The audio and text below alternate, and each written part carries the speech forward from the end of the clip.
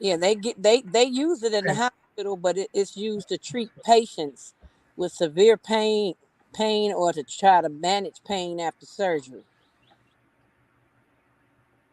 It's used for patients that got chronic pains. Okay, so we are live. Let me play this short little.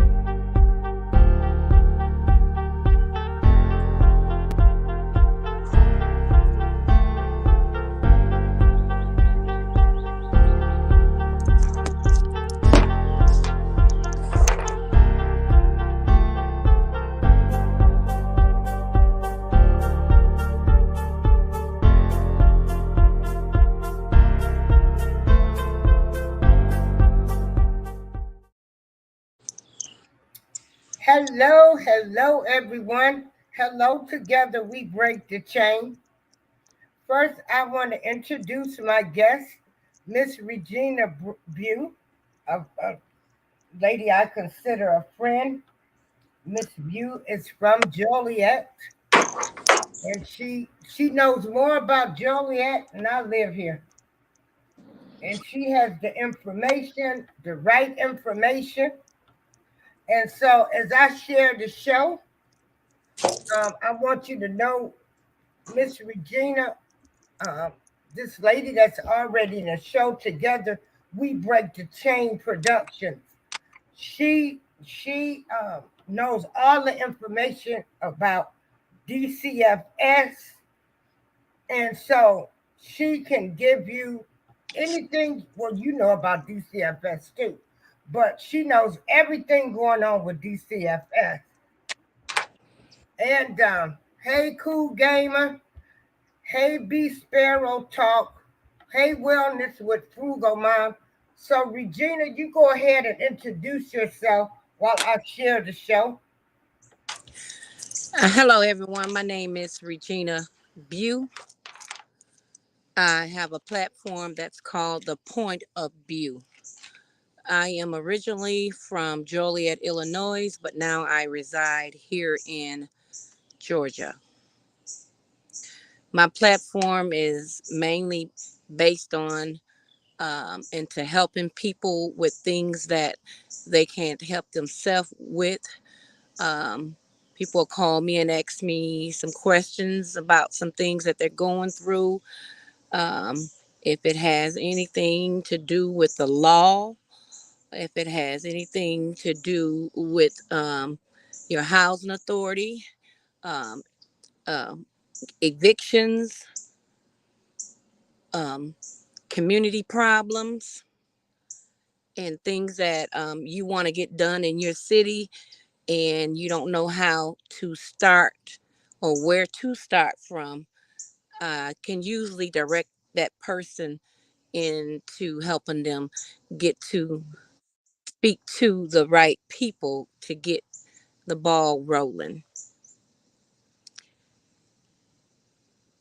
I love my city, and I always get information uh, from different people calling me, telling me things, and I'll speak on it. Anything from the gang related shootings, um, um, the city not doing something that they should be doing, the police department that's being biased, anything. It doesn't matter. Darlene? Okay, so Miss Regina, would you tell me what was in the Joliet patch? Because, like I said, I don't even watch news, I don't read the patch. I guess uh, I was never one of those that got up and read the patch because it seemed like every time that they reported on a black person, they wanted to give all of their history, and that didn't matter. So I guess that's why I don't look at the patch. So, Well, all across the world, we've been hearing stories about people dying from a drug overdose of fentanyl, and fentanyl has hit my city, our city. There has been lots of people dying from buying drugs from drug dealers in the streets, and they get high up on it, and next thing you know, they're dead. And then you have some circumstances where um, if they were drug addicts and ended up in the river, they would blame it on that drug. Me myself, um, I just don't can't believe that somebody would walk into a river and jump into it and they're that high. I just don't believe that. But it's been a lots of people dying um, from using fentanyl. As far as I'm concerned, if it's anybody that's on the streets that's selling drugs that has fentanyl on it, 9 times out of 10, they buying that drug from someone else, and they don't know what that drug is cut with. And sometimes you have drug dealers that uh, can buy a look-alike substance of fentanyl on a black market. They're cutting that stuff with cocaine, and people are snorting it and dying. They cooking crack with it and dying from it and behind it. Um, I just feel like the people in the city of Joliet, as long as this has been happening, you should be fed up now. Enough is enough. It's time for y'all to stand up and take your streets back. The Supreme Court has ruled that you get caught selling them drugs that got that fentanyl in there, you liable to get life for selling it. And then if you sold it to someone that died and they can prove that that person purchased that drug from you, you most definitely going to prison for the rest of your life. Cause they looking at a life for life now. Oh, wow. That fentanyl, Wow. that fentanyl is opium, and it's 50 to 100 times stronger than morphine. Doctors use it in the hospital with people that has chronic illnesses, um, very severe pain, and people that can tolerate it. They're able to manage it, and they know what dosage to use for their patients. A drug dealer don't know what dosage to use for their customers. He just putting it in there and cutting it in there with that cocaine and selling it out on the streets to get him some money. I wonder how they sleep at night knowing that they done sold some drugs to somebody that killed somebody. Wow. We got together. I'm putting the comments up. She said that is good. A life for a life. Yes, And yes, indeed. then another comment is she says, but you know that mess came from China by way of Mexico. Oh yes, we all know that that Wow. China makes it. They have opium fields, and we know the cartels is getting it, and the cartel is transporting it throughout the United States. But what we all fail to realize is that just like the government put those drugs in the black community in the 60s, the 70s, and they let it slide through, it slides through across across the border and into your backyard, right in your neighborhood. People Yeah. don't realize that. I saw this show called The Ozark. I don't know if people have seen it, but it's a really good show that's on Netflix. You should watch it. In that show, um, a man and his wife, got tied up with selling drugs for the cartel. Toward the end of the show, um, the big kingpin of it, the big boss of it that they were selling to, he ended up being in jail. And the what do you call it? The CIA,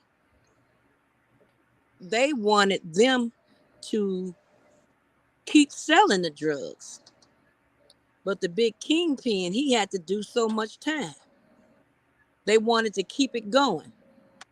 Donald Trump came down on China so bad for pushing fentanyl, and now we got, who was that? Brain dead Joe. Who could care less? President Joe Biden is giving out um Crack pipes and needles. packages. He's giving, Mhm. he called a drug, it's called a, I think it's called a drug package, where they got the pipe in there, The the syringe. the syringe needle in there, Mhm. and Narcon too. So they're put, it's with him doing that like that. He's pushing the drug. He's pushing. Right. That's the same thing I said. Like if somebody ain't did drugs in a while, they see them kits and that's gonna trigger them. But he was behind the law in the 90s. I don't understand why he's even in office now. Ain't look, ain't nobody crazy. If everybody in the United States knows some type of politician got their hand in the bucket too. They getting paid under the table. I don't care what nobody say. Allegedly, they may be getting paid under the table. Let me rephrase that now. Yeah, we gotta say allegedly. Hmm. But hey, I had no problem with Donald Trump. Donald Trump didn't pass no law to hurt us nor help us. But he did have people in that White House up in there. He did have Hoover and them grandson. They was trying to work on some stuff. They might say Kanye is crazy. Kanye was really trying to help the city of Chicago and blacks. But we get it all twisted. They Donald Trump did do some things to help the black community, but a lot of black people don't know that. yeah. He did stuff like with the colleges. He did do that. It's Hmm. a lot of other listed things that he did do, but a lot of black America doesn't know that, especially black America that's not into politics. All they know is what the next person say. Donald Trump ain't did nothing for the black community. He this and he that. You know, but I, mean, I feel like Joe Biden and Kamala Harris, and I did vote for them. They ain't did nothing. I ain't heard nothing about Kamala Harris no more. She's not out in the wind like I feel that she should be. And Well, honey, they want no, because she got what she wanted. I mean, they didn't even get their inauguration outfits off, and they came up with Asian hate. So Kamala got the money for her Asian people, because we made her black. She wasn't never claiming black. We made her black, and she made sure the Asian people got money, and they've helped Ukraine. Blacks have been getting slaughtered, murdered, massacred since we came over here, and there is no hate crime bill for blacks, but they got them for all the other races. We have a homeless problem over here, but you can't. We got people sleeping in freaking tents, homeless people, and you're sending millions to another country.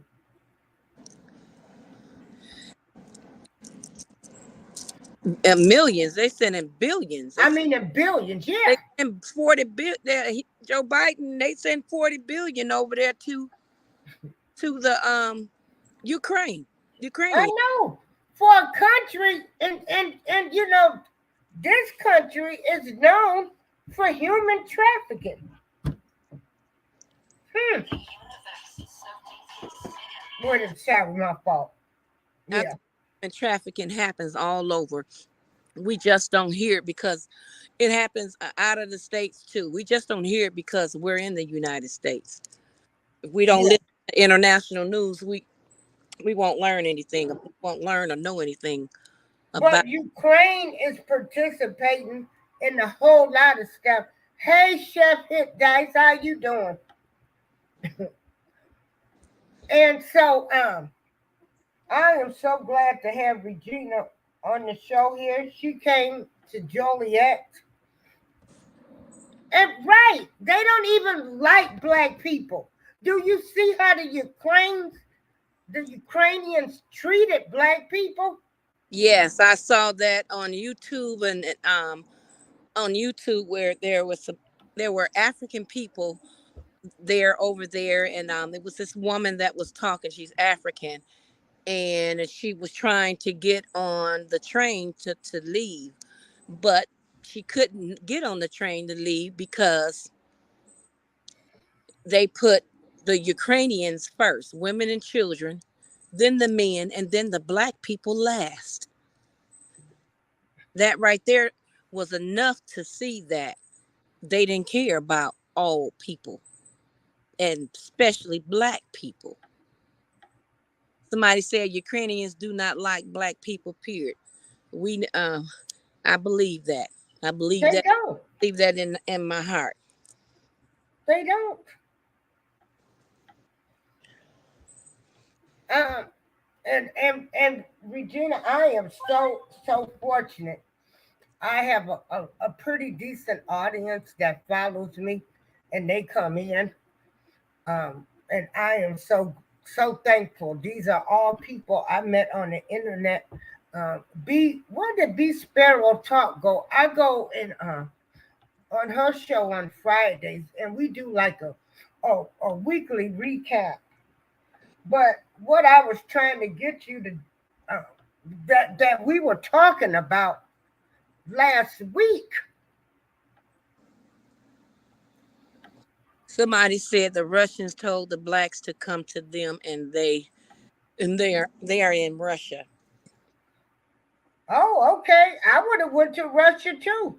You Well, know, they know that they're not Ukrainians for one, and they're not, and they don't deal with um that type of politics, and that's not their homeland.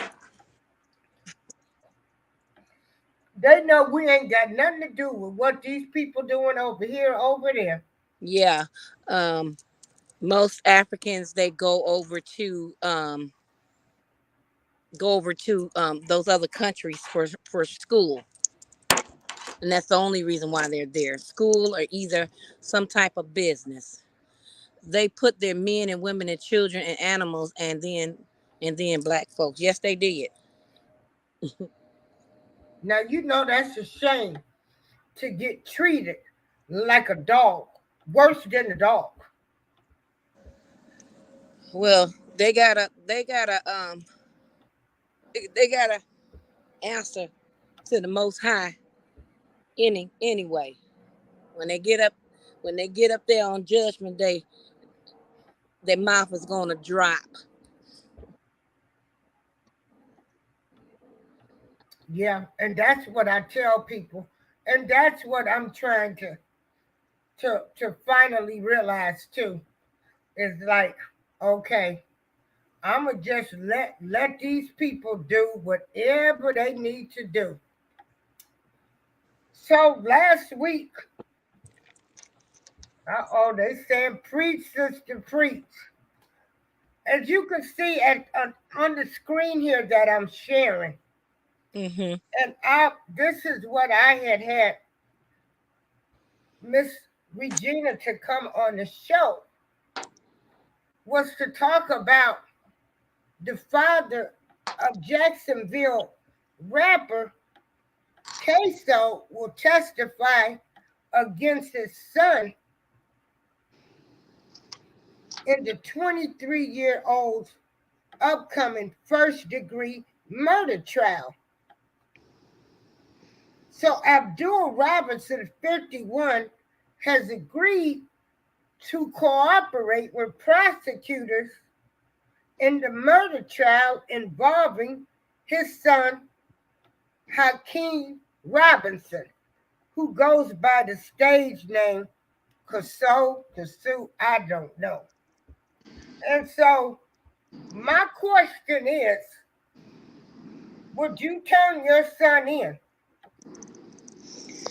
I tell you this, and I've said it on my platform. And most people in Joliet know that I don't condone in nothing to the point of where um, someone kills someone just because they don't like them or they have some type of dispute. I don't condone in that. And I teach my children, you got to answer to God, to everything that you do wrong on this earth. And so do I myself. And my kids, they know that I don't condone and don't discriminate, and I'm not biased. If you do wrong, wrong will follow you. If you do right, right will follow you. But if someone tries to hurt you or harm you, do what you got to do, because it's going to be either you or them. And 9 times out of 10, I hope that it's not you. But if you doing something just to be doing something because my friend don't like that person, and you went and shot somebody and killed them because y'all had a dispute with each other, you better not let me know about it, because I'm gonna turn your ass in. I'd rather see you locked up in prison than to be dead in that ground where I can't see you no more. Now, if somebody is trying to hurt you, hey, by any means necessary, as Malcolm X says.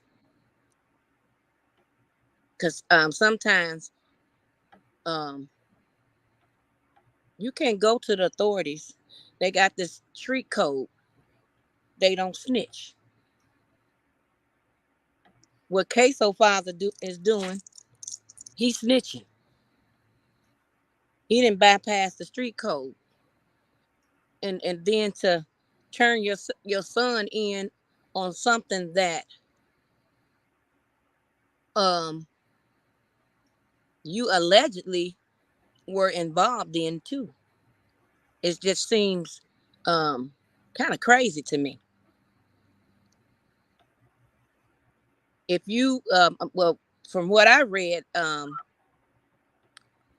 person that they killed allegedly killed Queso's brother, and allegedly Queso and his father went and got revenge. The dad, Hey, James Money. that they were driving after us, and they got picked up and got caught with the guns. And Queso's father, as we know, turned state and put it all on his son. But y'all went there together to do it. I know sometimes people take death in different types of way. Somebody kill their loved one. Some people want to get back blood for blood. They don't care.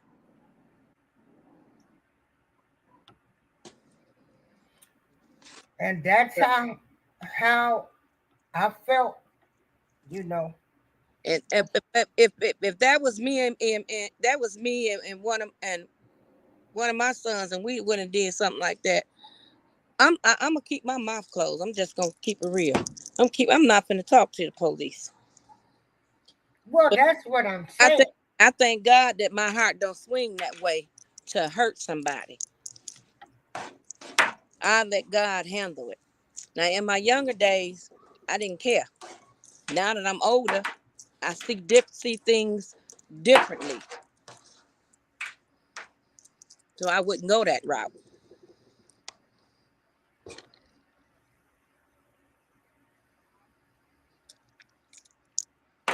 Is anybody else talking on here? Okay, yep. Let me put the camera. Hey, James Money, would you snitch on your kid? Well, it's like this. If somebody did something to my son, well, more than likely, I'm going to do my shit by myself. So that way I ain't got to worry about it. Because, see, I know how that snitching game go. Ain't no street codes. People going to do whatever they can do to get their time reduced.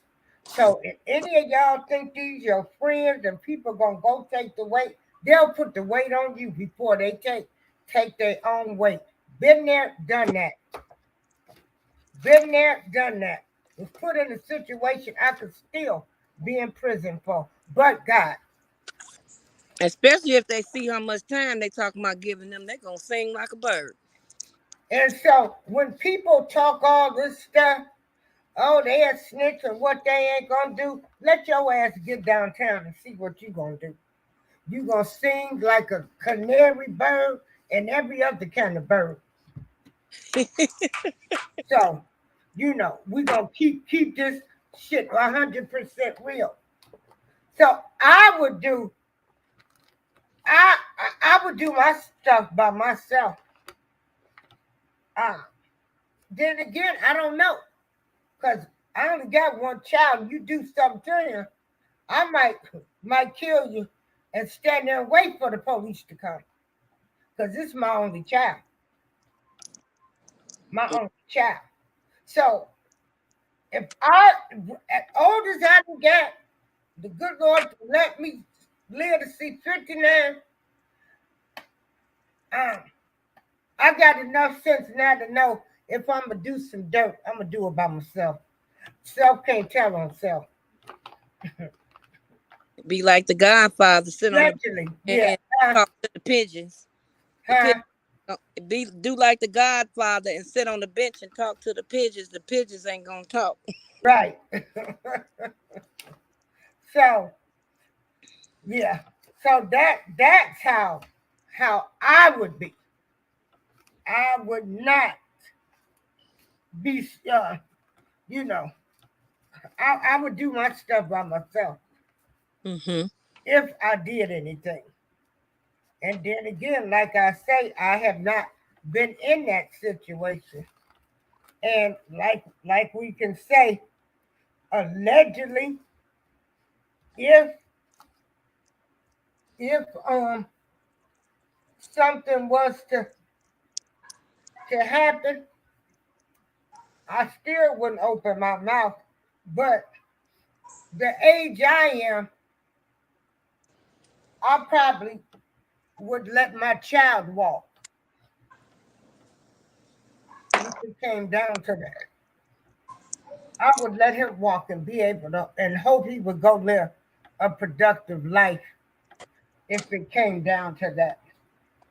If, you know, somebody did something to him and we went and allegedly went and did something together, uh, we got caught up, I would probably just take the heat and pray to God and tell him, please, I'll do this. Don't you get in no more trouble. Go live your life. Allegedly, Queso, um, I've heard that he doesn't want his father going to prison. He rather allegedly he wants to go and take it to trial and let them find him guilty or not guilty. And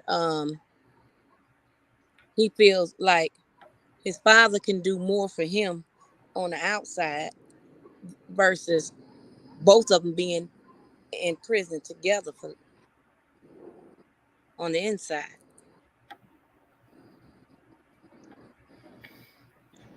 Yeah, yeah, it's it's a tough one, but you got a lot of parents Condoning that. condoning it. Hello, R. Kelly Appeal TV. Would you? I'm gonna put the link if anybody wanna come up and join me, Miss April, and Miss Regina View. She has a show on Facebook called The Point of View. I'm gonna have her come on a few nights a week, and we're just talking about would you turn your child in if they committed a crime? Uh, you know, what would you do? Yeah, me, I we can say what we gonna do until we face it with that. But if they're Amen. completely wrong, and we pretty much know our kids, and so if we know they wrong, we got to roll with some punches too. Here, So, here in Georgia, this girl, a boyfriend used to jump on her and beat her all the time. One day she got sick and tired of him beating on her. Was at her house and had jumped on her and beat on her. And she took a gun and she shot him and killed him right there in front of her kids. oh Lord, And she went to court and went to trial. Her mother got on stage and testified against her and asked the judge to basically cut out her womb so she wouldn't have any more kids. Yeah, well, if she get found guilty, she can't have no more kids anyway. She'd be in jail the rest of her life.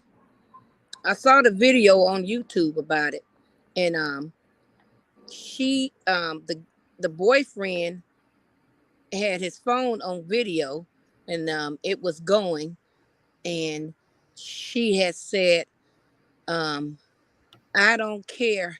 I'll go to I'll go to jail for the rest of my life." She spoke it into existence. She's in jail for the rest of her life. Now, what I don't like about the mother is that the things that the mother said to her, and it was like um, horrible. And the way that she spoke about her child, I felt like that they didn't have the best mother and daughter relationship. Sound like they fought every day. It sounded like it was just no love in the household. right, She didn't love her kids enough for her to say all the terrible things that she said about her. I don't know if it was true or not. It just, to me, it felt like her mother didn't care about her daughter. And I felt like the girl, she had kids, and the kids went to the mother. I felt like the kids shouldn't have went to the mother. The kids should have went to somebody else, because it was just deep down in my spirit that that mother wasn't right. Somebody said if I was a rapper, I would change my occupation to an R&B singer, because these rappers are being killed at a disturbing rate, and it is sending the wrong message to our to other kids. The rappers, they rap about things that they seen in their life. They was raised up in the hood, um, in poverty, didn't have. okay. Wait a Did, minute. Hold on. You down there in Atlanta mm-hmm. now? Ain't that where young what was it? Young Gunner. Young Gutter. Yeah.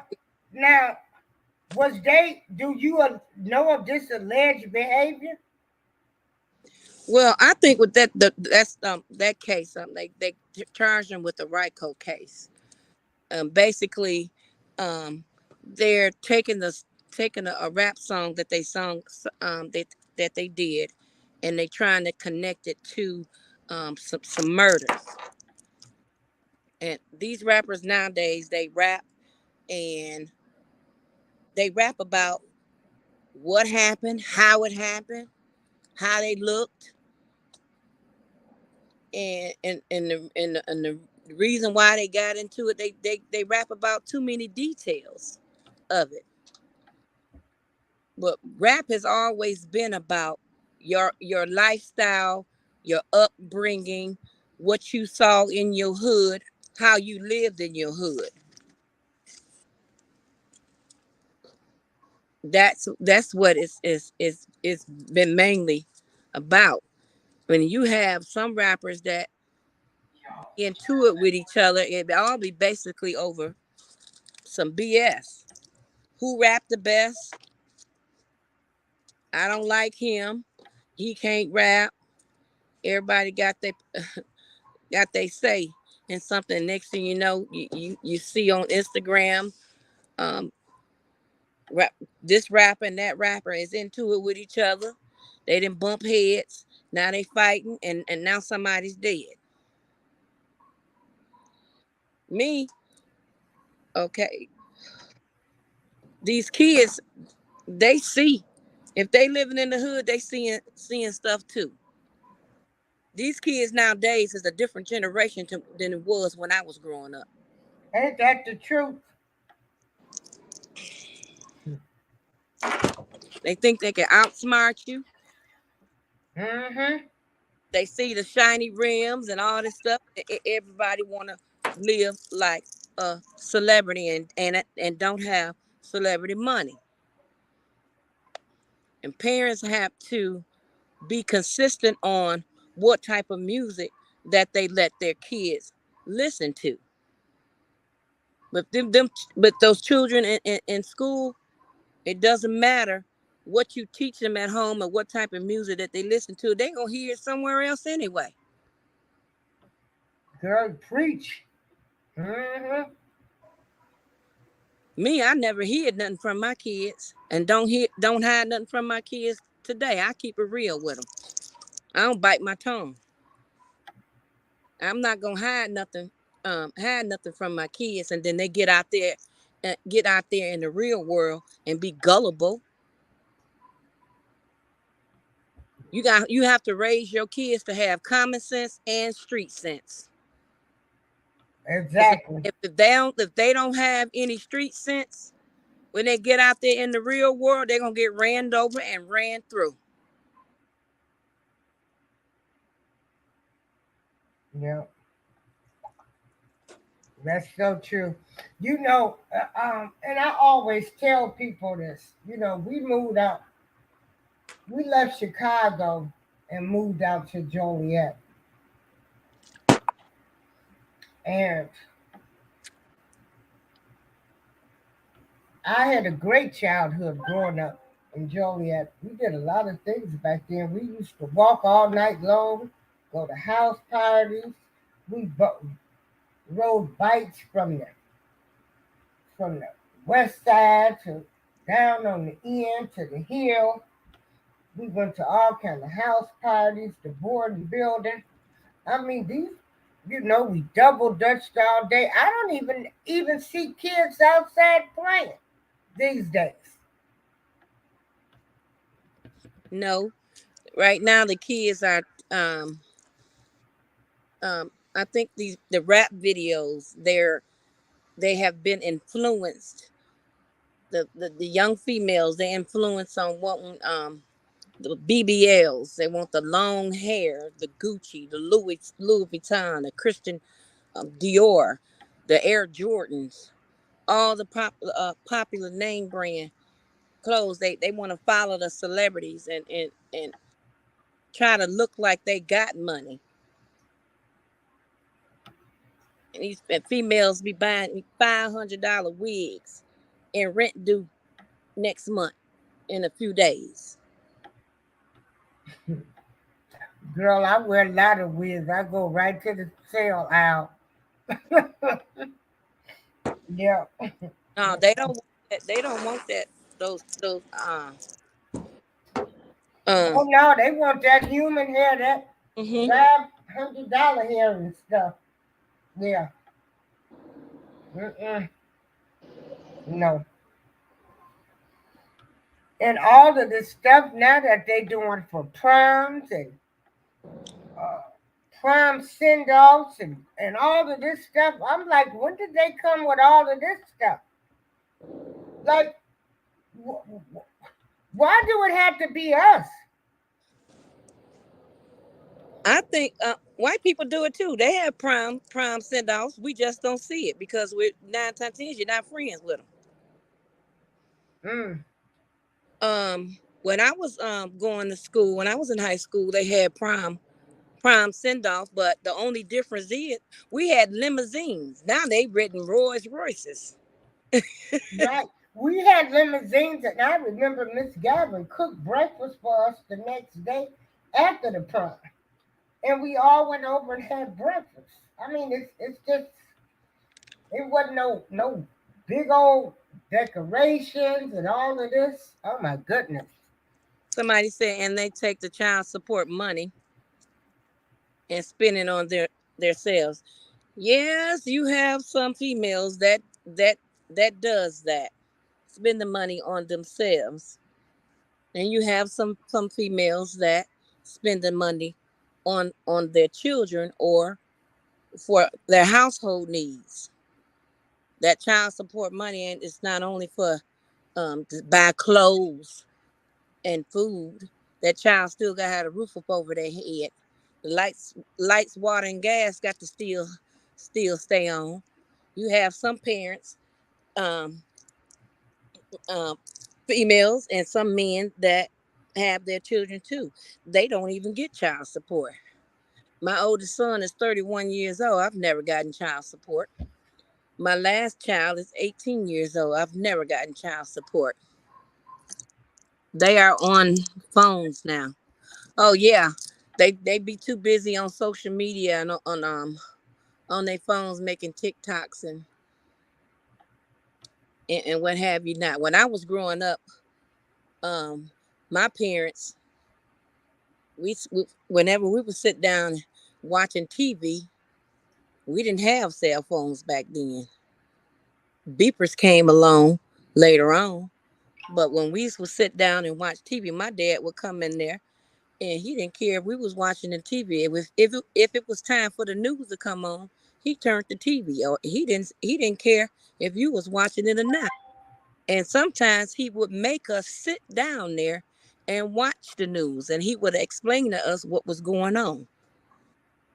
And that's how I began to be like in politics and in the community and stuff that's going on in my community.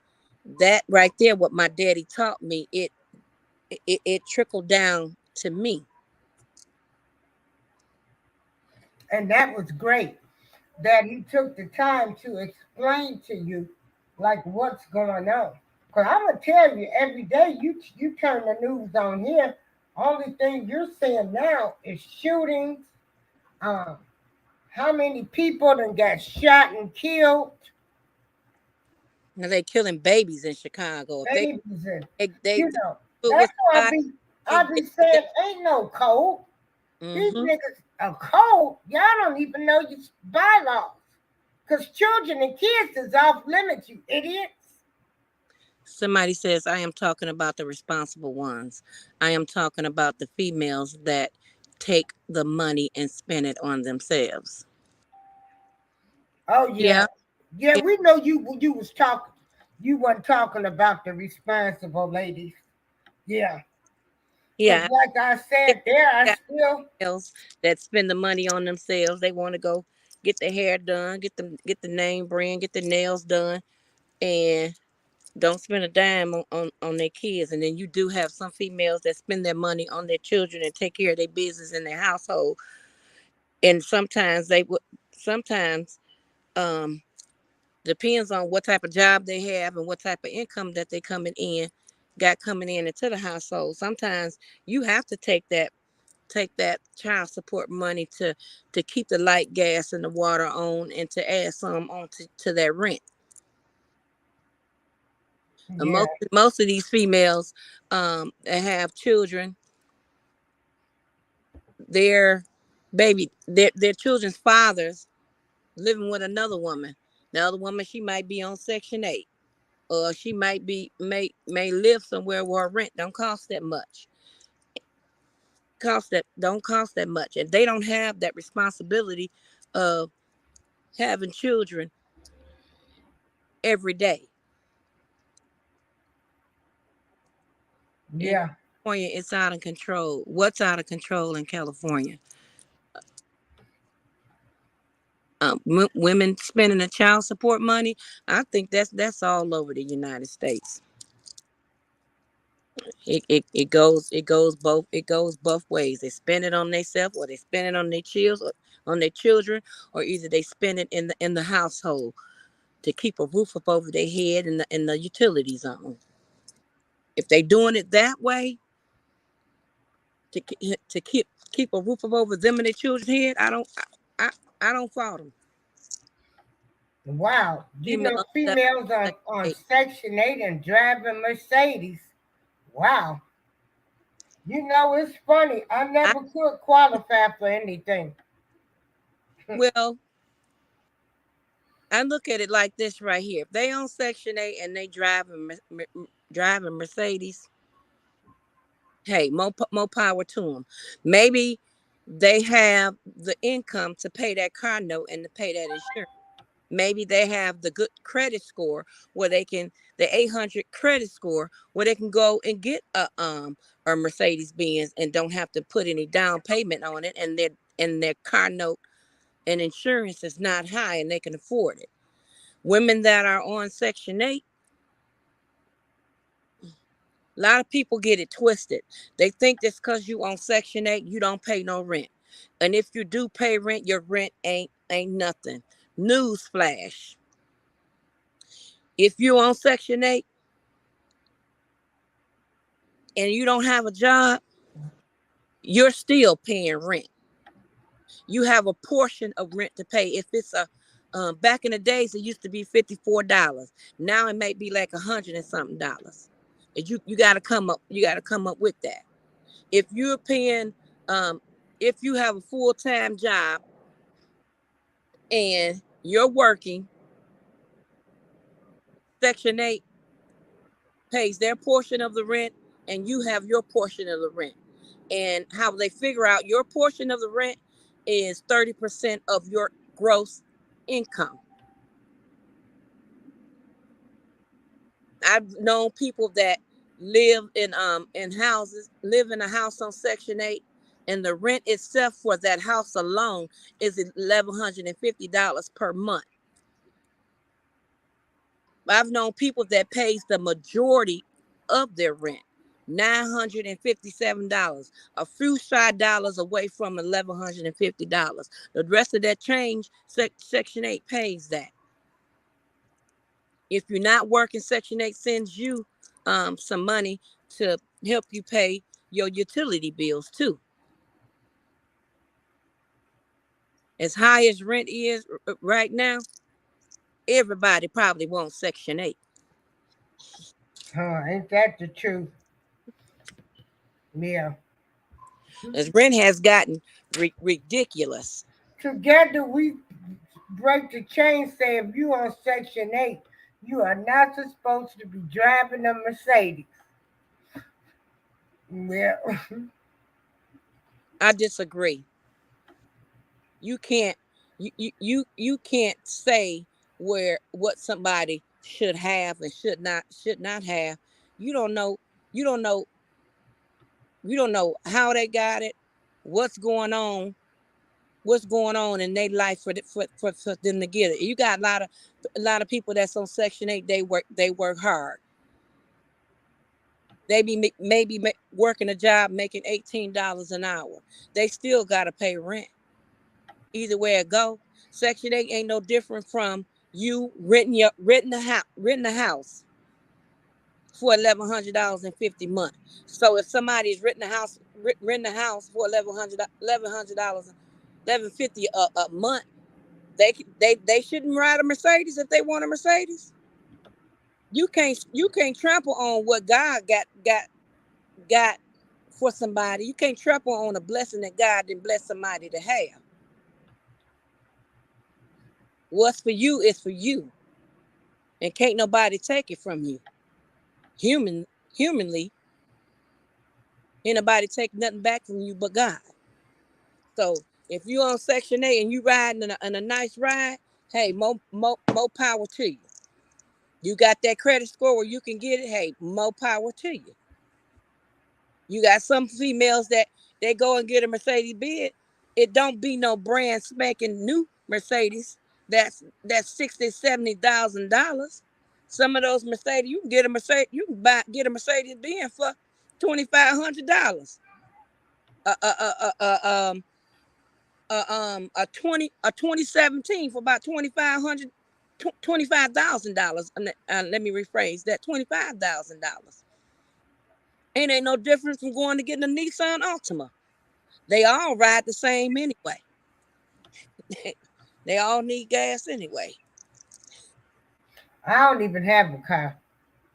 But if I could have one, I think I would go for a Mercedes, and I would want to something that I know that's gonna last me forever, and I'm gonna get a high mileage, and it's gonna last longer.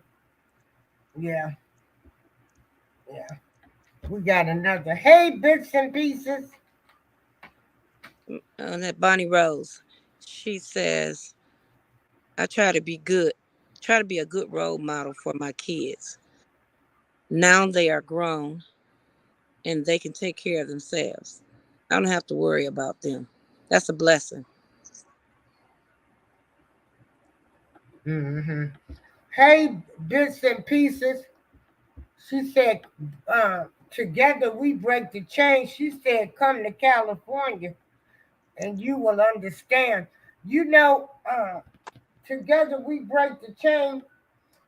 I remember the first time I had cancer, and the radiation had damaged my body and I couldn't walk. And my sister, she kept telling me if I walk, because after I lost my mom, I found out a month later that I had breast cancer. Ooh. And so I couldn't walk. And my sister kept saying, if you couldn't walk, you gonna take me. She was gonna take me on the trip. She took me to LA because I had never been. Now, LA was okay, but it ain't no place I would want to live. I done been to Modesto, California, and then LA. And it was okay. We went to Venice Beach. It was, let me see, how many lanes we got on the damn line in Chicago? 4, 5. In California, I think it was 8 or 9. We went down there to Skid Row. We saw all of them people. It was just too many freaking people. And they tried to tell me New York was the same way. When I finally went to New York, no. California had them beat. Yeah, California had everybody beat to me when it came to overcrowdedness, looking at people sleeping in tents and everything.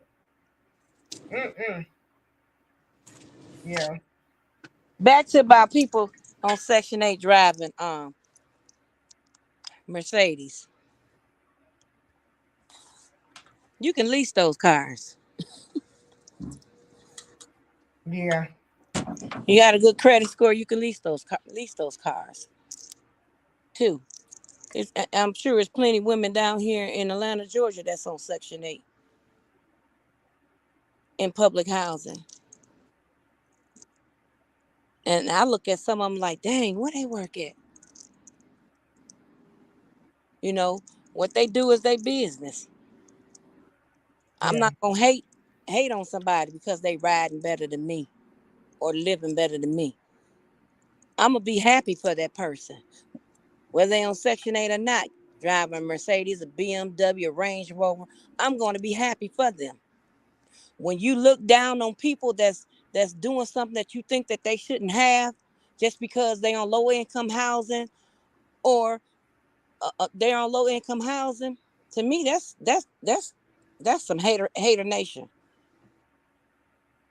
Well, That's you know, now I'm gonna tell you what I did used to get upset about when I was coming up, because I worked at Honeywell, then I worked at the prison, and I had good jobs, and I couldn't qualify for anything, you know, or if I did, the rent would be so high.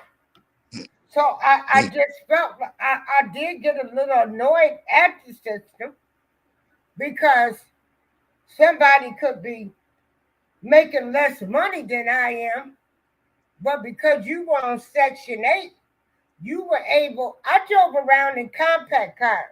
I wasn't ever flashy. I couldn't go drive no Mercedes and stuff because I couldn't qualify for nothing. So, you know, for some people that's really out here working, and I work two jobs. But hey, it is what it is. I got where I needed to go.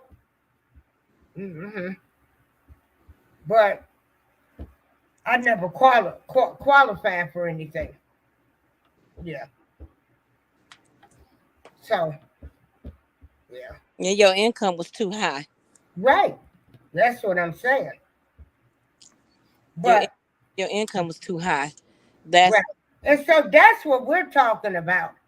It's not about me hating. We don't hate on anybody.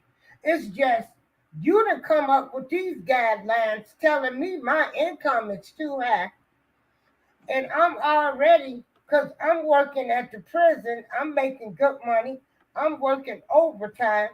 I done already moved as far west as you could go back then, so I can keep my son in a decent school district, but I couldn't afford no Mercedes with the rent I was paying, even though I was a correctional officer. I could have been broke. That's, yeah, um yeah, together break change production says it's not about me hating. I don't hate anyone. I yeah, think you misunderstood what yeah, I mean by hateration. Hateration has a definition of being jealous because someone is doing something that you can't do,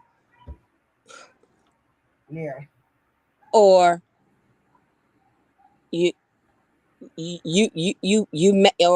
or you're jealous because they got something better than you. That's what hateration is about. Talking down on somebody because they living they look like they're living better than you, but you just don't know. Some of those girls that's on Section 8, and if they drive a Mercedes Benz, you best to believe they hustling that money every month to pay that doggone bill. If they got to get out and sell some cooler cat, they gonna get out there and get that money to pay that Mercedes Benz, that BMW, that Range Rover bill every month. And trust and believe me, it ain't easy. Uh-huh. Yeah.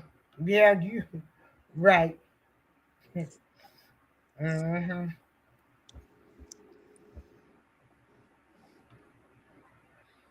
Yeah.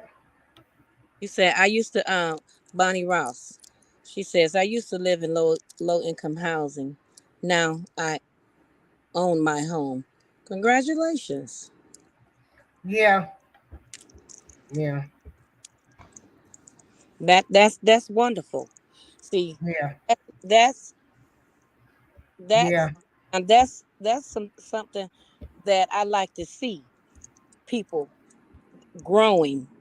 I feel like, hey, I'm happy for you. I'm not gonna be jealous or mad or trying to figure out how you do what you do. You do what you do. Oh no, together we break the chain. We know you're not jealous of anybody, but what she is trying to say is we don't know what some of them girls doing that's got that Mercedes, To um, keep it. to keep it. Who they sleeping with, how many men they got, and what they doing to have it. Or what So type of side hustle yeah, that they got on the side.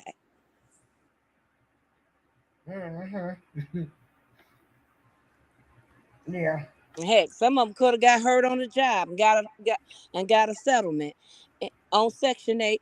Got hurt on the job, um, got a settlement and bought them a Mercedes Benz. And no, they don't have to turn that over to Section 8 and say, "Hey, I got a settlement." Section 8 is not going to count it because it's a one-time check. It's not an ongoing check. yeah, It's not a biweekly or weekly income. yeah, and down. And I feel like, hey, I see somebody doing good and they struggle to get to where, Yeah, where they can't get yeah. where they're at. Like Bonnie See, Rose say, she used to be able right. to her house, Together we break the got her house. chain. See, she works with DCFS out there, and she's seen the way people are using the system. We're taking in these foster kids to get kids, to get a check. They help them buy a car. So she done saw the ugly side of the foster parents and the system. You know, she Yeah, done there's saw. a couple down here in Georgia, a pastor and his wife. They had a lot of foster children in their home, and they were using the money on themselves. They was locking the kids up in the in the basement, in the rooms, and um letting them eat once a day, and somebody knew about it and reported them. It was a big thing on the news about them. It was like last year, sometimes. So yeah, that does happen. You, your own politicians misuse funds. Hmm.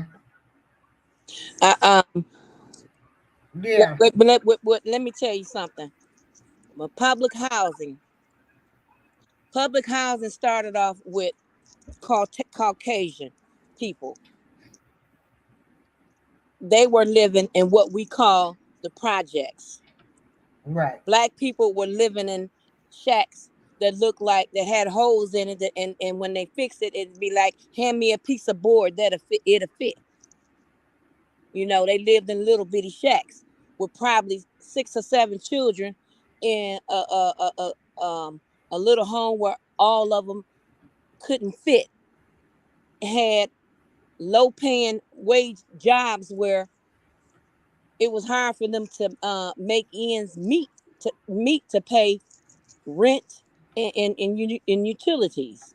Then when they started moving black people into public housing, and once they started doing that, they came up with a program to where um, the government came up with a program to where they were giving people money to help them buy homes, and these people were all white. They didn't give black people anything to help them out of public housing. So, with that being said, the government gave white people money to help them buy their homes, and put the black people on the black burner. That's why that's why today black people are so far behind in owning their own homes. They handed them something, but they wouldn't hand anything to the black people. Together we break change production. I would love for those same girls to invest in a homestead of in a home instead of a vehicle. Oh my God, you just said what I was trying not to say. Thank you, sister. Now, whatever it was, you're welcome. Yeah. Yeah. Well, Section 8 has a program where they help Section 8 tenants purchase a home. They in that program, if your credit is not good, they work with and have somebody to help you and work with you on your credit. They have a program where a budgeting program where they help you and teach you how to budget your income to save money. When you purchase a home, you have to have a credit score of 640, and they give you $7,000 down for closing. When you purchase that home, I think that I want to say, but I'm probably to double check that, but I think that you'll still be on that Section 8 program for the next, 2 or 3 years. And the reason why they keep it like that, just in case you lose your job. If you lose your job, then Section 8 goes back and pick up the slack and pay your mortgage for you until you get back on your feet. Section 8 also have what they call an escrow, where they have money that goes into an escrow. They don't teach you about that at all. They're not going to tell you that. There's money set up in escrow for Section 8 tenants where they can use that too. Oh, okay. Yeah. I know a lot of people that a couple people that has purchased homes on Yeah. Section 8. You can have a credit score of 585, and if you want a 585 and been on your job 2 years or more, you can go through NACA and get you a home. You can also go through FHA and purchase you a home. I know I'm getting ready to turn 60, and I am flying. I live over here in Joshua Arms, across from the city, from the Salem Village. And at 60 years old, there is no way. I had a house when I lived in Arkansas, and that was one of the reasons I never wanted a house, and it was because I had to be responsible for everything. And so I am content with being in this my little old apartment and being able to travel and go where I want to. Now, home ownership, um, It's not for some people. right? Yeah, Some people don't want the hassle in taking care of a home and paying taxes. They just don't want that. yeah. Uh, together together we break chains. Production said, I went to the Section 8 meeting, and in order to get into Section 8 out here, you have to have good credit. Um, that's a first. In California, that's the first Wow. that I've. Now I know you have to have good credit in order to purchase a home, and and that's about it. But if when you sign up for some Section 8 and you get approved for it, if you owe a landlord some money, they make you they tell you that you have to pay that landlord before you get your voucher. They used to do that, but I've never heard of you having to have good credit in order to get Section 8. I've never heard of that.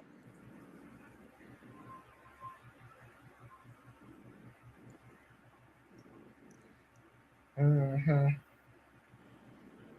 Wow. Yeah, I didn't know you had to have good credit neither. Cause I think I'm on the list now. Yeah, for Section 8. I don't know, but yeah, yeah. Yeah, and then too, also, she says this guest has a lot of knowledge. Yes, she does.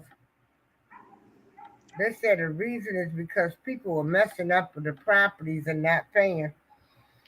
Yeah, Well, let me tell you this. Um, Years ago, when you were people were on Section 8, um, you have some tenants that are horrible tenants, don't take care of their property, and they don't take care of the property. They tear up stuff, may stay there a year, move out 2 years, move out. When that tenant move out, and the landlord say, no, when that tenant moves out, they do a Section 8 does what they call a move out inspection. When they do that move out inspection, they walk through to see what re- what repairs need to be done, what's wrong, and they make a list of it. The landlord will have his list of things, and he'll say, this cost me this much, that much, that much. Section 8 would end up having to pay for those damages. Now, Section 8 has gotten smarter within the last 10 years and say, hey, you move out, we're no longer going to pay for your damages. Your damages is on you.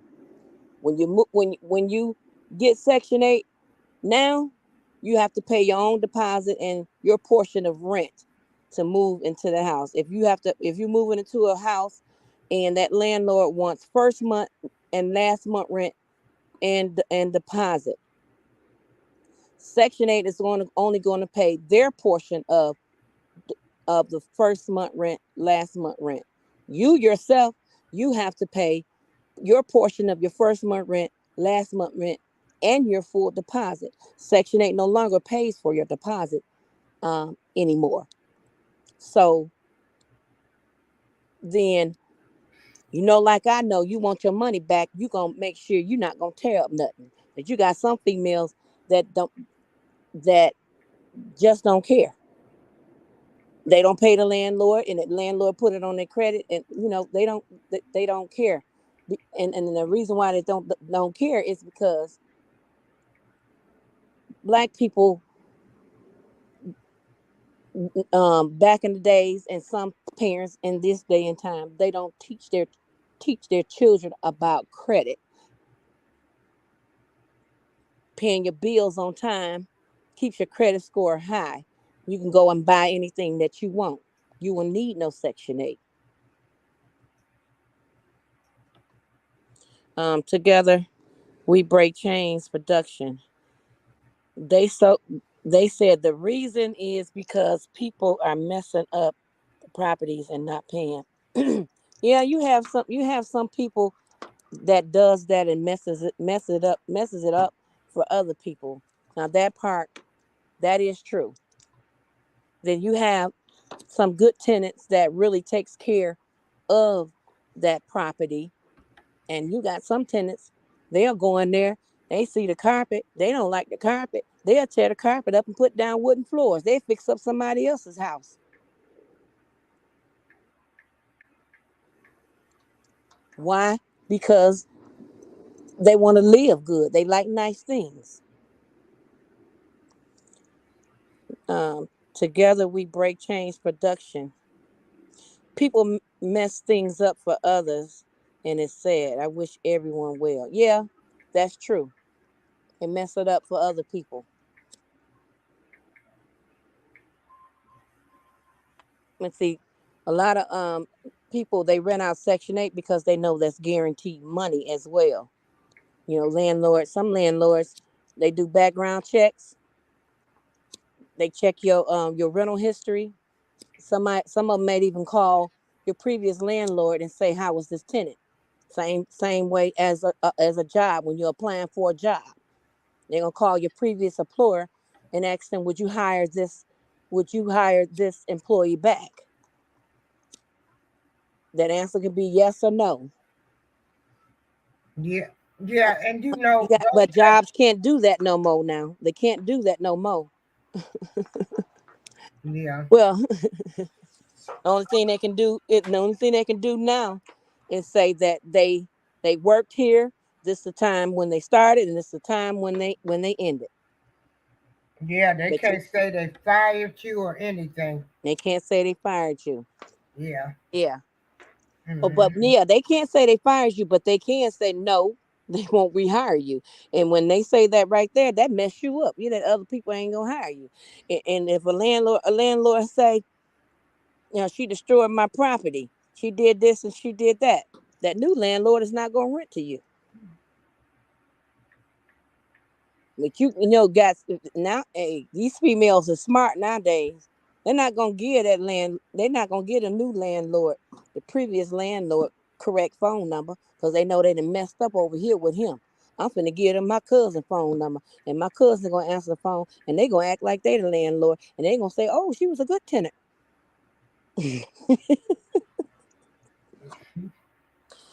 Together we break chains. Production. A lot of places in California has stopped taking Section 8, so it leaves some places like the projects, and not everyone wants to live in the projects. I don't blame them. I don't blame them. And thank God they tearing all the projects down and stuff too.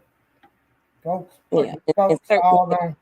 in certain cities and certain states, they tearing them down. They Hmm. tore down the projects here in Georgia, in Atlanta. They tore down, you know, the projects in Atlanta, and throughout Atlanta, they have apartments that goes according to your income, but they're not like projects, and they're not public housing neither. Yeah, 'cause you can go to some of these cities and look at their projects and be like, them the projects? Shoot, Mm, them look like townhouses and duplex. yep, yep. Yeah. Years ago, the projects in Joliet, they was real nice. People had grass in their yards, they had flowers in the yards.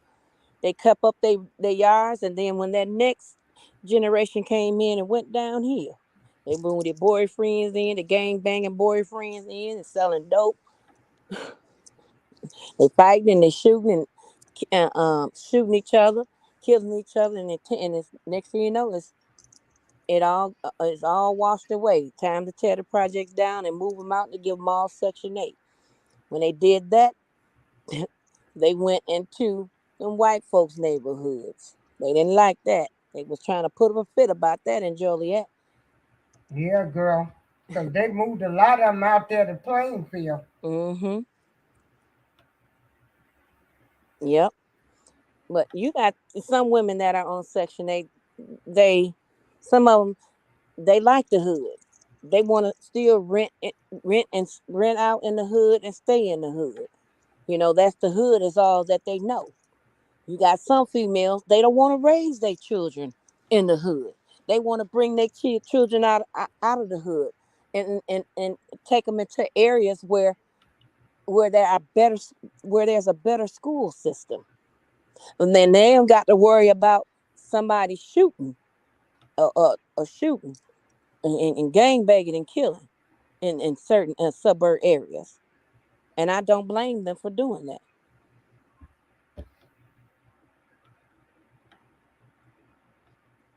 Yep. She is speaking straight facts. Yeah. Yep. Well, I want to thank you, Regina. I got one more thing to say. Okay, yeah, say. Oh yeah, I want you to talk about when people was getting them PP loans and how you said they was harassing people and stuff. Um, Okay. if you are on Section 8 and you apply for the PPP loan, you didn't have a legit business. You have to turn in your tax forms every year. If they ask for them, you got to turn them in. You file on your you file on your taxes that you got that PPP loan. They see that you got a business. You didn't report it to Section 8. You had When you claimed that you had that business, you had 10 days to tell Section 8 I got a business and this is how much I make. Now, you got a business and hey, you change your mind, say, hey, this ain't going well for me. You end up making a sale, end up making a $30,000 sale on something, and then you stop. That ninth day, you good. You ain't got to turn it over into Section 8. What people messed up at was they claiming that they had these businesses and they know they didn't have these businesses. They got that $20,000 PPP loan. You have to pay that back unless you ask for a forgiveness, unless you apply for the PPP loan forgiveness.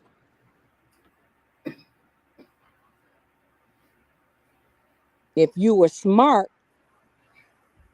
you would have took that money and started you a business. Even though you lied and said that you had a business, you should have took that money and started you a business anyway. So when Section 8 come to you and say, hey, you didn't let us know that you had this business, you didn't already started your business is going good. Section 8 gonna take your voucher, so you good. You got a business. You keep on going. Now you're paying straight rent.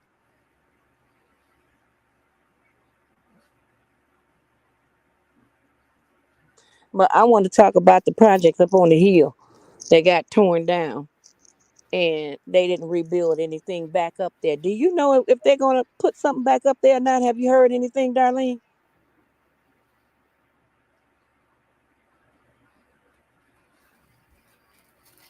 Wait, Darlene, what did you say now? the projects up on the hill. Have you heard anything about if whether housing authority is going to rebuild something there? No, What's I, going I on don't with that? know. They was telling me they trying to put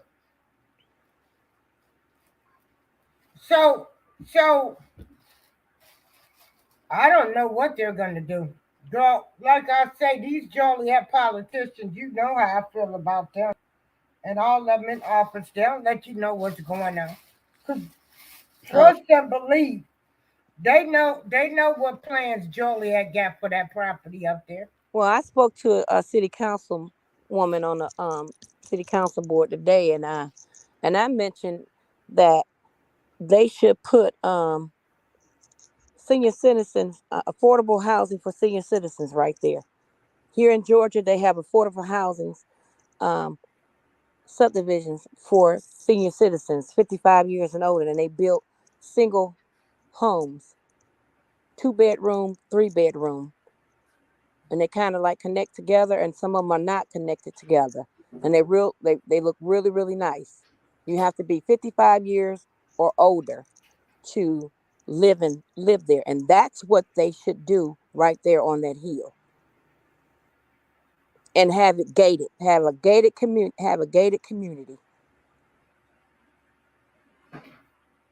Together we break chains. Production says there are so many females out here that got the PP loan. 3 months later, they got letters from Section 8 terminating their contract. Now they crying. Now Section 8 is not terminating all of them. They're not doing that. What they do is give them a chance to, they write apology letter. They can go before the commission board. They can appeal their case, go before the commission board, and then what they'll do is calculate what they supposedly said that they made when they got that PPP loan. Only thing you needed was $8,000 payroll in order to get that $20,000. People saying you have to make $100,000 in order to get that $20,000. That's not true. What Section 8 can do, they can make you whatever rent you paying. If you paying $600 for rent already, what they can do is make a contract with you for you to pay back. I know somebody right now that has to pay an extra $400 toward with the rent that they already pay in order for them to keep their Section 8. They're doing that for people too. They're not necessarily throwing them all under the bus like that. Mm, okay, that's good to know. Hmm. Yeah. Yeah, I talked to a female and she told me that they were getting ready to snatch her Section 8 from her, but she signed a contract and they made her pay an extra $400 a month according to the income of what she said that she made, but having a business. Yeah. Wow. Girl, and I am I wanted to apply for all of that stuff, but I'm glad I didn't. I'm glad I didn't. But shit, yeah. Yeah, they along years and years and years, 20 years ago, you can be on Section 8 and you'll work a job and didn't report it. Section 8 didn't know you was working. They didn't have a system set up to see if you were working or not. And these computers. Now they have a system to where everything is connected.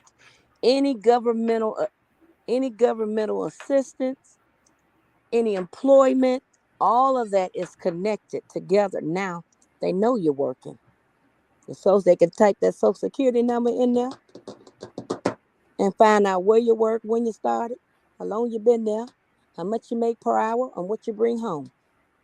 Mm, All of that stuff is connected now. okay. Yeah. If you ask me about that PPP loan, hey, I say more power to them. Hell, let them get that $20,000. Black folks, black folks built America, and they said they they said they promised us some land and a mule, and some black folks didn't even get it. They didn't get, some of them got some, and some of them didn't get it at all. So they fight for reparations. Let them get that $20,000 and leave them alone. Well, Hell, that's that's part of how the I felt reparations too. that they Like that's my feeling. Anything the government got out there, they be hollering. I'm like, I'm mad because they was somewhere giving out free tablets, and I didn't know. Like, I wish I would have known because they ain't getting ready to give us no reparations. So I still need to know where they giving out some free tablets at. they 'Cause I they want, they didn't gave the Indians reparations 3 times, and they never gave us no reparations. mm, yeah. So let them have that. Let them have that $20,000, Mm-hmm. and you need to be giving some more. You gave Yeah. the Ukrainians $40 billion. You gave the Ukrainians $40 billion, but you don't want to pay back America reparations. That don't make sense to me. Well, I know. You gave the Asians a hate crime and gave black. You gave the Asians a hate crime act and gave black folks Juneteenth bumper holiday. Yeah. Yeah. You systematically you systematically pull black folks down, and then they be hollering, pull yourself up by the bootstraps. When you try to pull yourself up by the bootstrap, you still get knocked down because the way the system is set up, it's hard for some people to do. And then you got some people that, like, yeah, they go to college, get a degree, get a good job. Some people not made for college. Some people not smart for college. Some of them barely graduated from high school. You got that right. You got some black families that the parents, they don't be too much involved in their school activities and in their school education. They Huh? don't they don't stay on their kids about their schoolwork. No, they don't. Wait a minute. To Together we break change production. She said, "Did you hear that the Asians was at the White House singing Kumbaya, Kumbaya, my lord. my Lord, a couple weeks ago? Ooh, I told them to sit their ass down somewhere. You don't know nothing about no Kumbaya, my You Lord." heard about that? No, I didn't. I don't know nothing about no Kumbaya, my Lord. Just Yeah, I'm copycats. That's some copycats. Hmm. I tell you what, if black folks would have went to the Capitol acting a fool, they'd have killed them. girl. Thank you. Or if they would have thought we was black killing them kids, they wouldn't have waited 45 minutes. I saw that mass shooting in Texas that just happened. This Hispanic lady, she got a call and got off her job, and she sped all the way to her children's, all the way to the school, and doing she said about 100 miles an hour. She was trying to um get there because her children was in danger. When she got there, she said the SWAT team, they were all standing around with their gear and their guns, and people was yelling, "Yeah, y'all need to go in there." And they're gonna go in there, and you could still hear the gunshots on the inside of the school going off, and they standing around. Guess they trying to wait till they get a signal of where to go in. They trying to figure out where the gunman is at into the school. So that the Hispanic lady, um, they the media wanted to talk to her, and they told her, the authorities told her that she couldn't talk to the media. She wouldn't talk to the media anyway. After that, they tried to arrest her, but they couldn't. She could say what she wanted to say. This is free speech. You can't tell her what to say. Them her children that's in there. So she was going back and forth with them about going in there, and she said, "Well, I'm going in there to get my own kids." And they pushed her back and said, "No, you can't go. You can't go in there. It's too dangerous." They pushed her back. That woman waited till they turned their head and wasn't paying her no more attention. And she ran and jumped the fence and jumped the fence and ran into the school, ran to the classroom and got one child, ran to the other classroom and got her other child. She could hear the shooting on the inside, but she came back out safe with her children. Praise the Lord. Mm. Who is Whew. to say, Yeah, pull it up? yeah. I'm looking it up right now. Hold on. Yeah, I'm.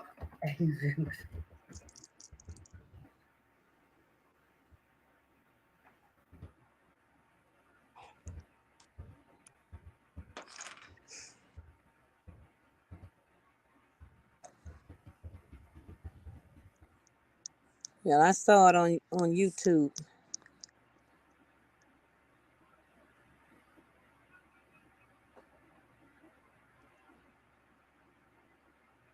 Oh my goodness. Hold on.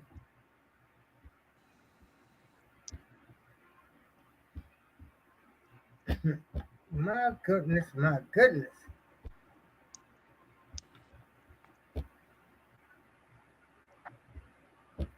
This is crazy.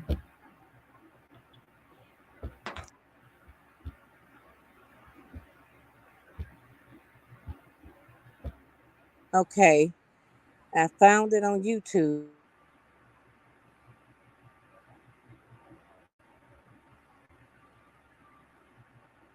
K-pop superstars.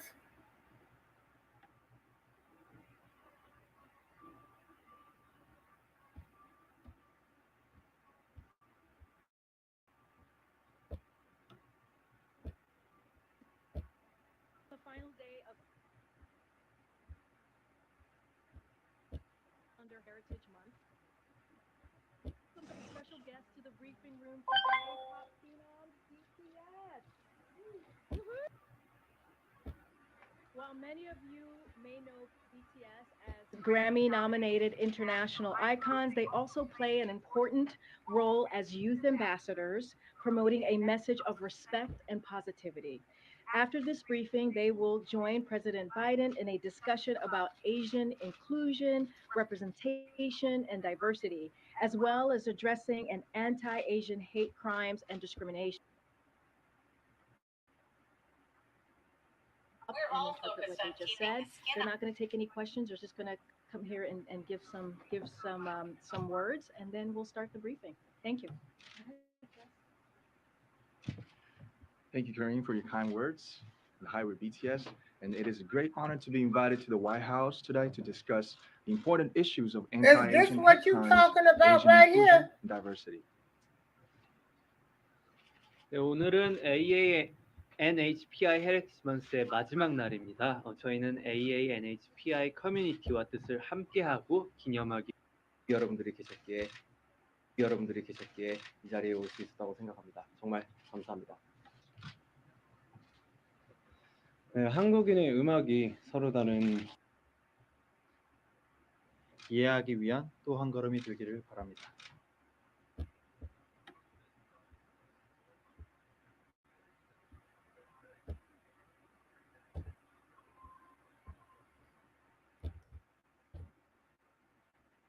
Recent surge of hate crimes, including Asian American hate crimes. To put a stop on this and support the cause, we'd like to take. Wait a minute, hold on. Here, I got it. Angela Stanton.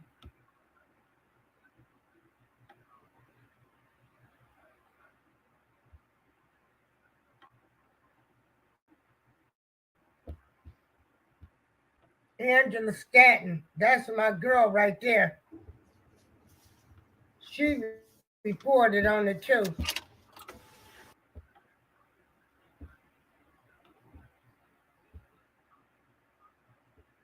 I hope she don't dox people.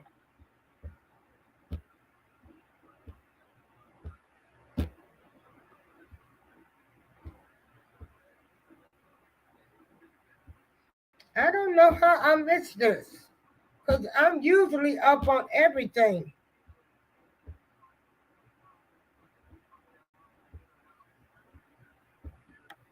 I got so many tabs open now. Okay, so yeah, they did sing Kumbaya at the White House. Lord have mercy. Wow, wow, wow. Oh, Regina? Yes. Oh, I'm sorry. Yeah. Hey, Sheed, we here. Can you hear me? Yeah, I can hear you. Hey, Sheed, we here. Yeah, we talking to, we gonna finish up. Yeah, they were singing Kumbaya at the White House. Angela Stanton even reported on it. That makes me feel like they're taunting black people. Well, that's what this whole administration done did. They done made you think if you're a black woman, the only way you can be successful is if you're with a white man. They made black women think the only way you can be successful is to be gay. Well, I don't care who. Kamala Harris cannot keep any black women on her staff, you know, and I'm still trying to understand, you know, nobody addresses him, never talking to Ice Cube yet. I don't even understand how the hell they even got elected. I don't even understand how they got elected. Who got elected? Joe Biden and Kamala Harris. I don't even understand it. Well, I think the reason why Joe Biden and Kamala Harris got elected is because of all of that stuff that Trump did with good old boys, and he was making racist biased comments about that's what put his foot in his mouth. That's what caused him to step his foot in some shit that he couldn't get out of. And people was not going for those under the table racist marks. With him saying stuff like that, he was dividing the country instead of bringing the country together. You have to pay attention to the news media. They bring out something I don't to watch the news. yeah, I yeah, go to YouTube. I listen to people like Angela Stanton. I go to Vicky Dillard. I don't follow mainstream because you're not gonna program my man. See, they already trying to program us now that the only way to be successful is if you marry a white man or you gotta be part of the alphabet people, and that what people do in their bedroom. That's not any of my business. I don't care. I'm just a black woman. I want what everybody else wants. I want to live the American dream. I want to be with a black man. But you have made laws. You have made laws. All these type of laws where you gonna stop and search in the black neighborhoods.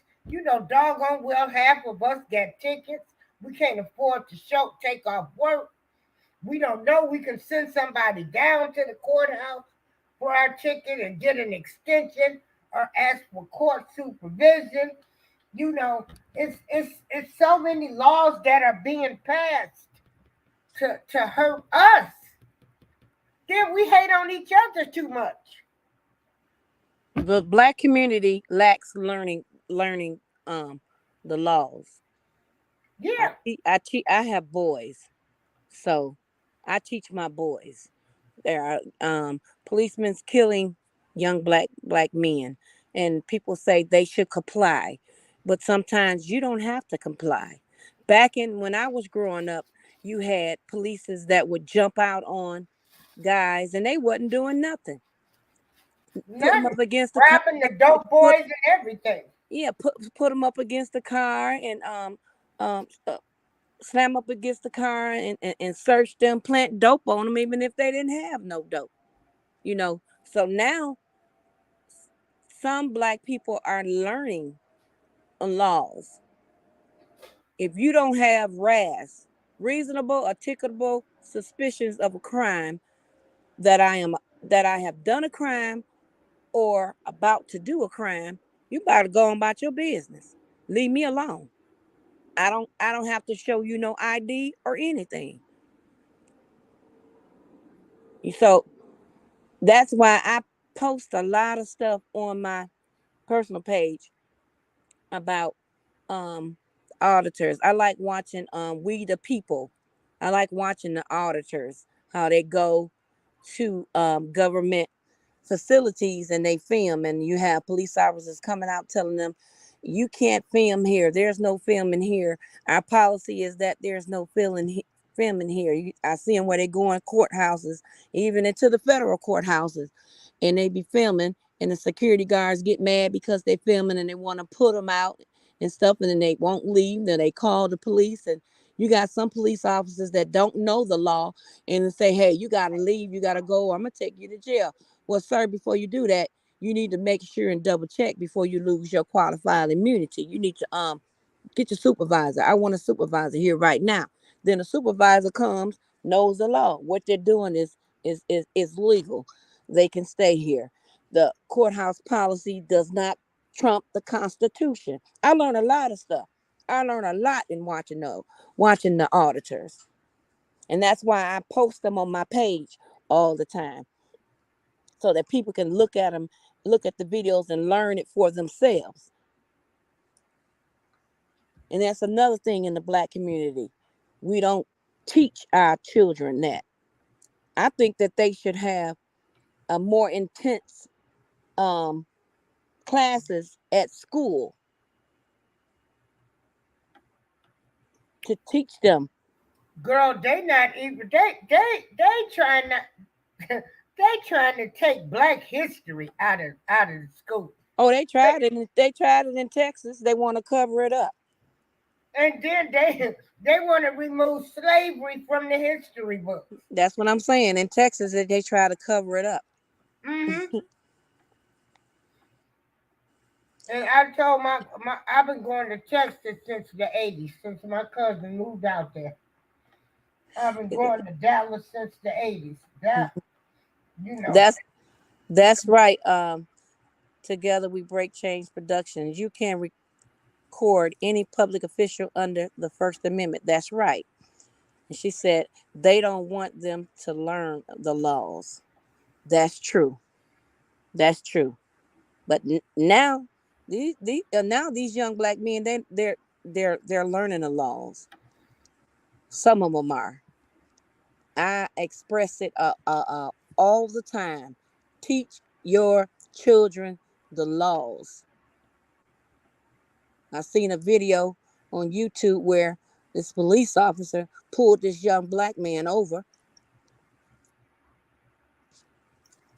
for what do you call those air fresheners, those trees hanging out in his window, and he pulled him over for that. Now he's driving behind him, two cars behind, and he claims that he saw that. But the young black man said that he saw that he was black. That's why he pulled him over. Well, when he pulled him over, he asked him for his license, insurance, and told him the reason why he pulled him over was for the trees. And then he told him that it was illegal. He couldn't have it hanging in his window because it causes a distraction for you while you're driving. I can't see how the law think that little old tree causes a distraction for you. You're not even looking at that. That little thing is not blocking your view. The only thing that blocks your view is sunlight when it comes beaming down through your windshield. That's the only thing that blocks your view. Well, the police officer started asking him, um, did he smoke weed? No, I don't smoke weed. When the last time you smoked weed? Sir, I just told you I don't smoke weed. He asked him that over 10 times. And then asked him to get out of his car. He wanted to search his car. He told me he don't consent to no searches and seizures. What you need to search my car for? He started asking the personal questions. What do you do? I work for this place and this place.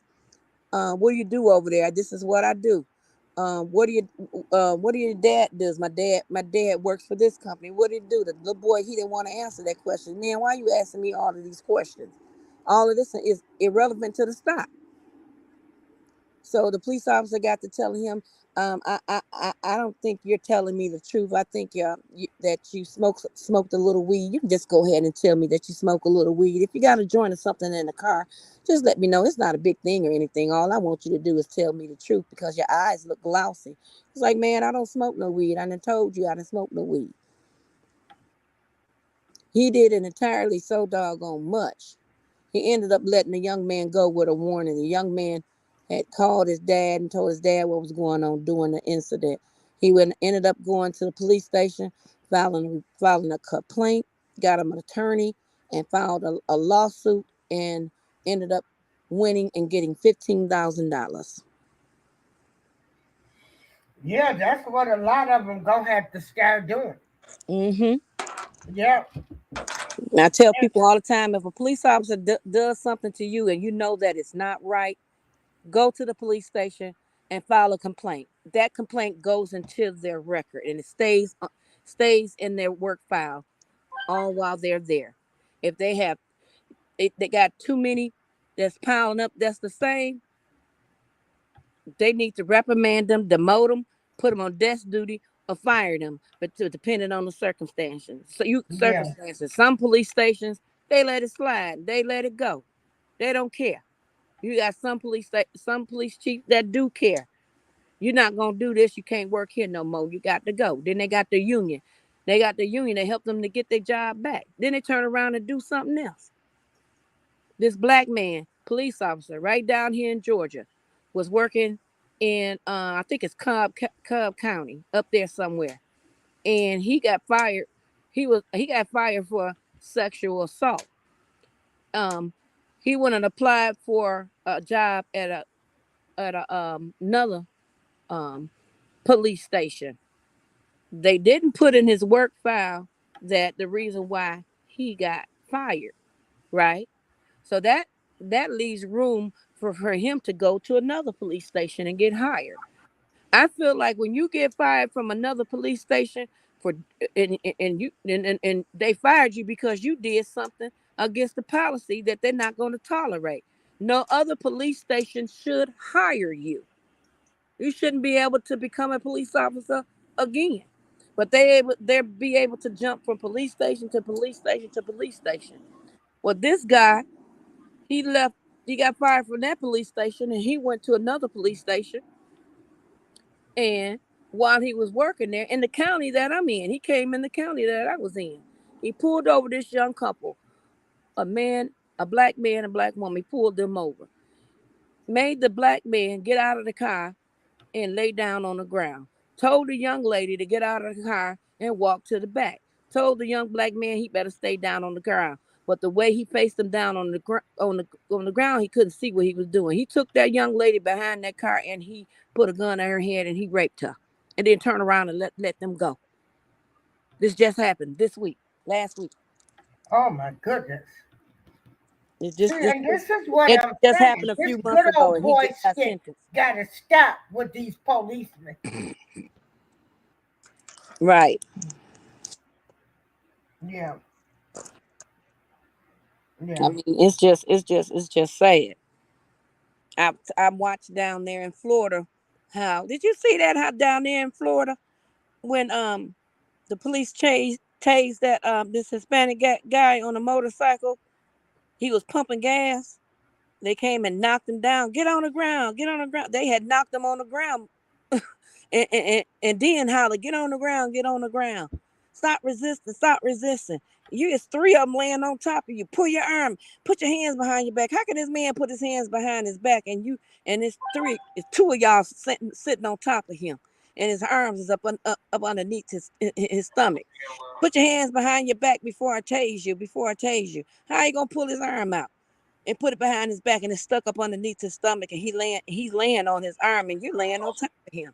Then you then one police officer yelled that the gas pump is still going. The gas is on the ground. The other police officer tased the young man. Then he turned around and tased the young man again. And when he tased him the second time, it ignited and set the young man on fire. Set him on fire. One of the police officers, some fire hit him, and was able to stump the fire off on him. But the other man, the man that they knocked down and tased, 75% of his body burnt. Do you hear me? They was telling him roll over, roll over, roll over, roll over. He rolled until that fire went out. When that fire went out, he was laying on his stomach. Do you know the police officer didn't have no compassion for this man? His body is burnt up 75%. He's hurting. He's in excruciating pain. They had the nerves to grab his arms and put the handcuffs on the man, and his skin melting off of him. I just didn't get that part. I don't understand that. No compassion whatsoever. Did you hear about that, Darlene? Uh-uh. Mm-mm. Girl, shoot, I went to the Naperville Soul Fest Saturday. I was out there all day and they got to playing my house music. Uh, well, it was I was out there all day, and then, honey, they play house music, and I thought I was 30 years younger back when I was up there at the clicks doing the percolator and happy feet. And girl, I'm just coming to life. Hmm. Yeah. So, because usually, like I say, I watch Fly Nubian Queen, Angela Stanton, and yeah, I get all my information from them. But these police are out of control. Yes, they are. Yes, they are. Some of them are. I feel like this right here. Well, all of them There are are good because police officers. the thing of it is they all out of control because they still got the good old boy club, and so they're Well, not gonna tell on each other. well, I say this all the time. People say there are good police officers and there are bad police officers. True. I say if you're a good police officer and you see a bad police officer and you know he's a bad police officer, he's crooked and he's dirty, you should turn him in. Because if you don't turn him in, you just as bad as he is. I seen Yes. on YouTube last night where this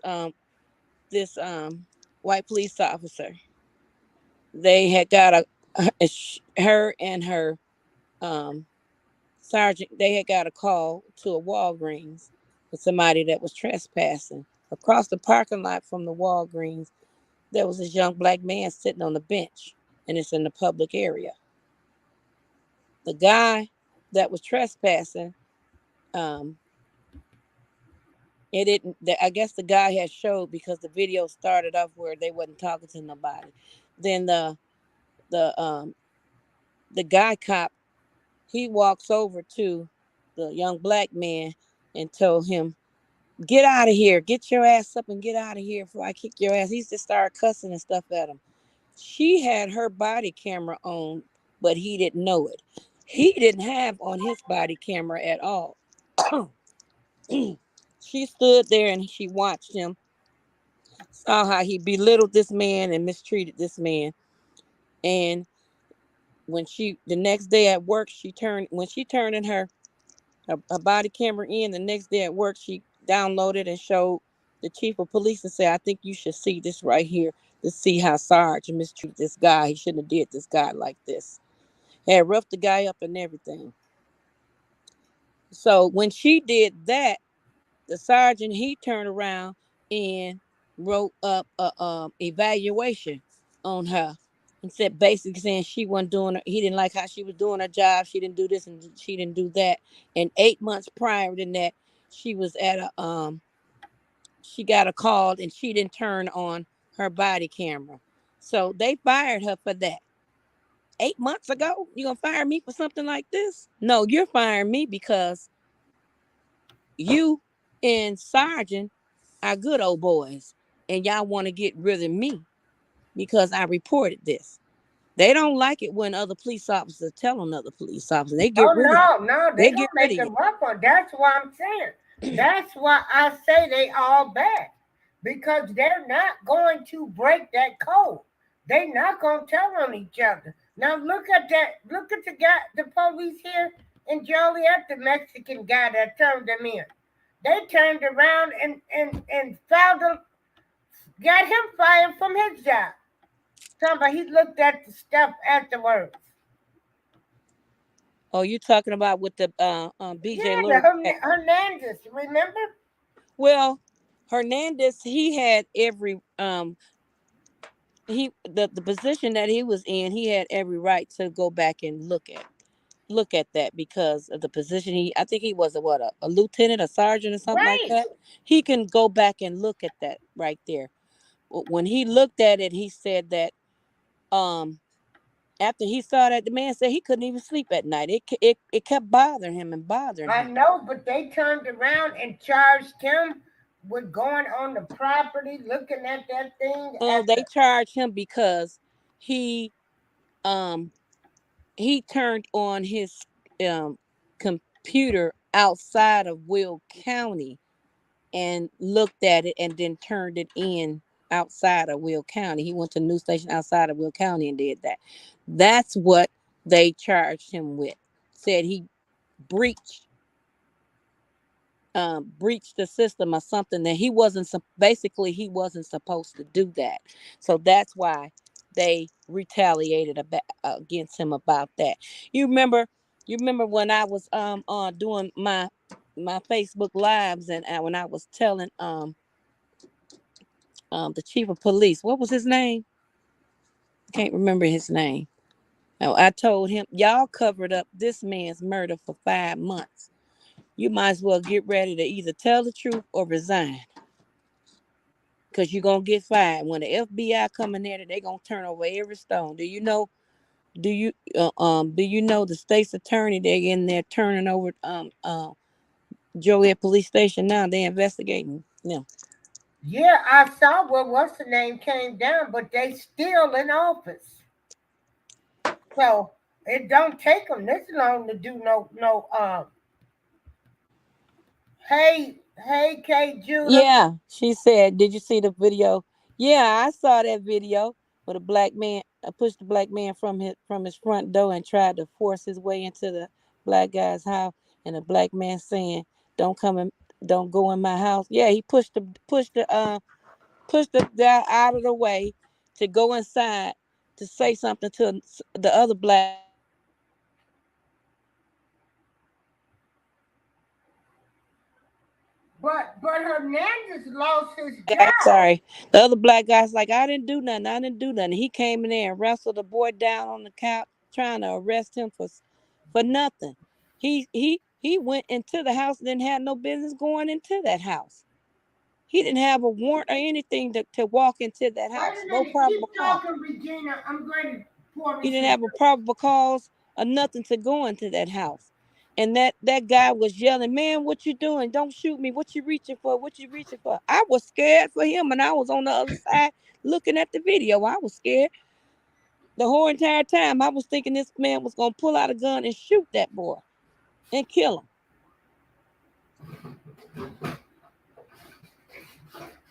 Keep talking. I'll be right back. I'm grabbing some juice. I'm grabbing some juice, Regina. Yeah, I hear you. Yeah, together, we break chains. I can. Yeah, I saw that video. I sure did see that video. I watch police videos all day, every day.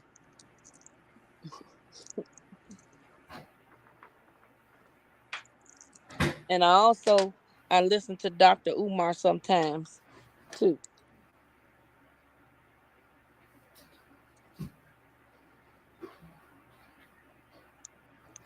Darlene, I can't see the questions like you can. Let me see. Okay, I'm back. I had to grab some juice. Somebody named Kate Oh, Judea. yeah. Hey, K. Judah. Uh-huh. Hello, how are you, sir? Shalom. Uh-huh. K. Judah. He said Shalom bees. Yeah. I'll take that, but my last name is Bew. Yeah. Um. So wait a minute. Getting back to but they charged him, and he got fired from the Joliet Police Department, right?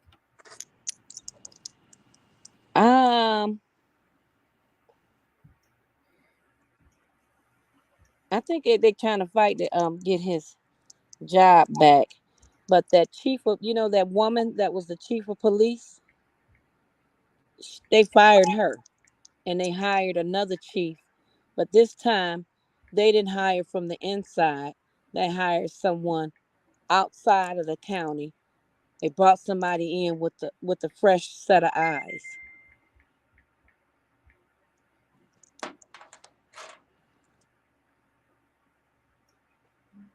Yeah. Hold on.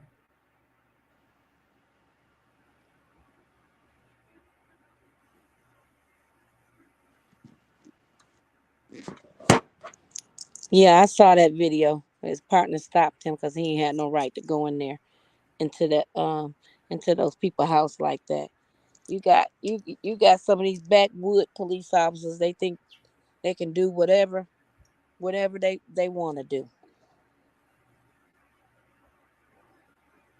whatever they want to do because they the law. See the one man, these black young men, they came out of the mall from shopping. They had a lot of bags, and this police officer was looking at them and following them around. He went on and parked his car, and then they went on and going about their business. The police officer parked his car and flagged them down and told them, "Let me see your license and registration." For what? What did we do? We don't got to show you nothing. This is not a traffic stop. He got fired. He got fired. I can do what I want to do because I'm the law. He ended up getting fired. Wow. Well, that Joliet police chief, the woman, they fired her, and then the union turned around and got her job back. and she came back in a lower position. She worked a few months and then she turned around and resigned to get her pension. Yeah. Hmm. Hmm. She would have been all right if she wouldn't have been messing, going against that case with BJ. She started running her mouth and being biased, talking and saying stuff, allegedly saying stuff she had no business saying, and allegedly doing stuff she had no business doing. And they fired her. Wow. Wow. Yeah, I try to tell people Joliet is full of a lot of stuff too.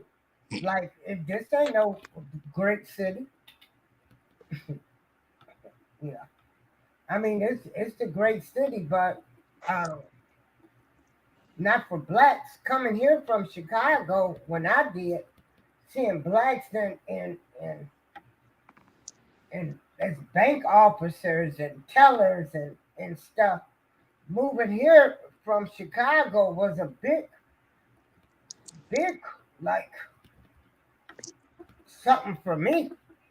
Uh-huh. I remember we didn't even go to school on Martin Luther King's Day, and them calling my mother. My mother like, my kids don't go to school on Martin Luther King's birthday. But it took them a long time to do it here in Joliet. They had a few little picks, they few little who they gonna let in. So many people gonna get this, and that's it. I remember when can remember when you didn't have to work on on your job. That was a holiday. Now it's not. Yeah. And Like, that's another thing. Biden think what? Cause you done gave us Juneteenth, made it a holiday, like you done did something. you ain't did nothing. Dude, you ain't did You nothing. ain't did nothing because that was something that black folks was already celebrating anyway before you even made it a national holiday.